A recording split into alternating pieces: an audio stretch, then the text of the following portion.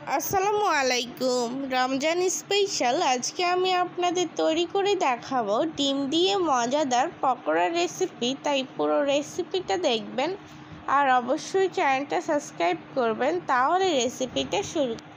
এখানে আমি প্রথমে ডিমটা তৈরি করে নিব। তাই এখানে পেঁয়াজ কুচি নিয়ে নিলাম মরিচ কুচি, একটি ডিম দিয়ে দিয়েছি। এখানে আমি 2টি ডিম ইউজ করেছি, দেখতেই পাচ্ছেন। দিয়ে দিলাম স্বাদ মতো লবণ, দিয়ে দিলাম হলুদের গুঁড়ো, দিয়ে দিলাম মরিচের গুঁড়ো, দিয়ে দিলাম জিরে গুঁড়ো, ধনিয়ার গুঁড়ো দিয়ে দিয়েছি।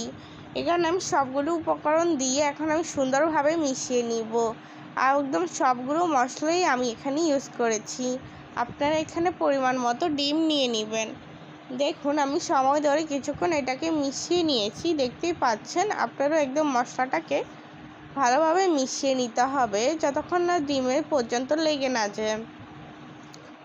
দেখুন আমি কিছুক্ষণ সময় ধরে এটাকে তৈরি করে নিয়েছি। এখন একটি পাশে রেখে দিলাম। এখন ডোটা তৈরি করে নিব। মেজারমেন্ট কাপে 1 কাপ আটা দিয়ে দিয়েছি, দিয়ে দিলাম কর্নফ্লাওয়ার প্রায় আধা কাপের মতো, স্বাদ মতো লবণ দিয়ে দিয়েছি, হলুদের গুঁড়ো দিয়ে দিলাম মরিচের গুঁড়ো, জিরে গুঁড়ো, ধনিয়ার গুঁড়ো এবং দিয়ে দিলাম রসুন বাটা, আদা বাটা। এখানে আমি সবগুলো দিয়ে এখন আমি সুন্দরভাবে মিশিয়ে নিব। ভালোভাবে একদম এই পাউডারগুলোর মধ্যে মিশিয়ে নিতে হবে। দিয়ে দিলাম অল্প পরিমাণে পানি, অল্প পরিমাণে একদম বেসনের ঢোর মতো এই ঢোটাই তৈরি করে নিতে হবে। দেখুন আমি সুন্দরভাবে মিশিয়ে নিচ্ছি আর অল্প পরিমাণে পানি দিয়ে একদম সুন্দরভাবে ঢোটা তৈরি করে নিচ্ছি। আপনাদের দেখিয়ে দিচ্ছি, একদমই ঢোটা পাতলা হবে না, আবার একদমই ঢোটা ঘন হবে না। তা না হলে এটা সুন্দর হবে না, খেতেও ভালো লাগবে না। দেখুন কিছুক্ষণ ধরে আমি এভাবে হাত দিয়ে সুন্দরভাবে ঢোটা তৈরি করে নিয়েছি।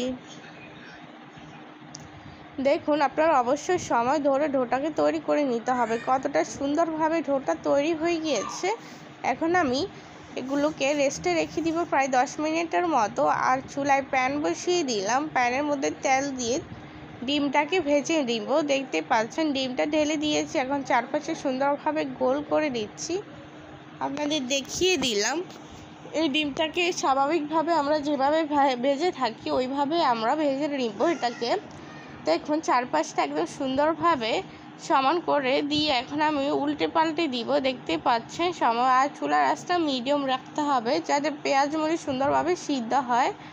দেখুন আপনাদের দেখিয়ে দিচ্ছি আমি কিভাবে এটাকে তৈরি করে নিচ্ছি। দেখুন এইভাবে দুপাশ থেকে আমি সুন্দরভাবে 2টি পার্ট উঠিয়ে নিলাম। দুপাশ এভাবে আমি উঠিয়ে নেওয়ার পর এখন আমি উল্টে নিব। দেখতেই পাচ্ছেন একটু সাবধানে উল্টে নিতে হবে। দেখুন একটি পাশ আমি সুন্দরভাবে এরকম কালার করে ভেজে নেওয়ার পর দ্বিতীয় পার্টও এভাবে কালার করে ভেজে নিতে হবে। দেখুন সময় ধরে ভাজতে হবে। দেখুন আমি কিছুক্ষণ ধরে এভাবে ভেজে নিয়েছি। এখন আমি এগুলোকে শেপে দিয়ে দিব। গরম থাকতেই শেপে দিয়ে দিতে হবে।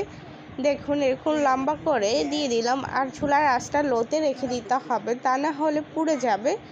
দেখুন এভাবে আমি সবগুলো করে নিয়েছি, এরকম পিস করে নিতে হবে। দেখুন আমি সময় ধরে করে নিয়েছি, এরকম পিস করে নিলাম একে একে। এখন আমি একটি টুকরো করে তুলে নিচ্ছি। দেখুন এগুলো দেখতে এভাবে সুন্দর লাগছে। এভাবে আমি সবগুলো ডিম দিয়ে তারপর চুলায় কড়াইতে প্যান বসিয়ে তাতে তেল দিয়ে দিয়েছি আর এই ডোটার সাহায্যে এখন ডিম দিয়ে দিচ্ছি। ডিমের উপর ডোটা লাগিয়ে সুন্দরভাবে নিতে হবে।